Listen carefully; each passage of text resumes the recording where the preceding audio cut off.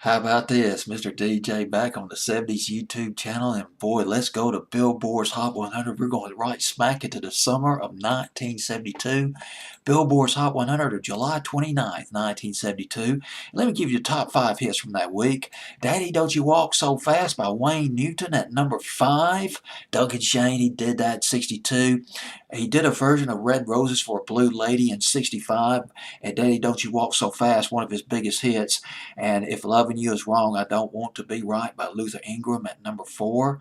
Too Late to Turn Back Now by Cornelius Brothers and Sisters Rose at number 3, down from number 2. I believe that peaked at number 2. Almost went number 1.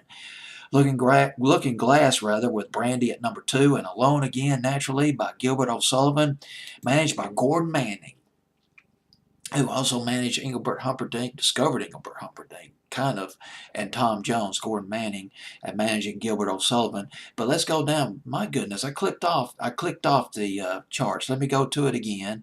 Let me bring up the Google. Let's go all the way down to number 46. Yes, the Lost 45s. Remember the Stories? They had a huge hit a year later with Brother Louie. I'm Coming Home at number 46, the week of July 29, 1972, by The Stories. The Stories were based in New York City. It was basically 4 guys for the most part. There were some personnel changes later on. Michael Brown on the keyboards, Ian Lloyd on bass player, and there was Steve Love, a guitarist, and Brian Madej, a drummer. Ian Lloyd and Michael Brown, they got together to form a sound. They wanted to, kind of like the Beatles, influenced by the Beatles. And they recruited these other 2 guys, Steve Love and Michael Madej rather. I'm trying to wait till my chicken scratch, Madej. And they signed a deal with Kama Sutra Records. They released their first album in 1972, which yielded the song I'm Coming Home. I'll get into that chart position in just a minute. But it was About Us that came out in 1973. It was their second album, produced by Eddie Kramer.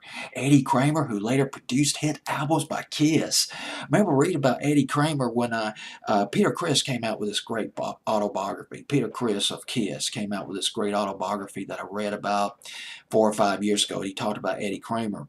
I believe he produced Beth. Eddie Kramer did. But anyway, Eddie Kramer produced his second album by The Stories, but Brother Louie was not on that album initially.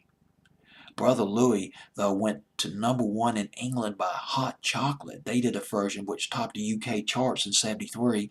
And Brother Louie was released as a single by The Stories, which went to number 1 here in the States in the summer of 73. What made this song? One of the things that made this song, unlike the song I'm Coming Home, Brother Louie was more of a soulful, funky record.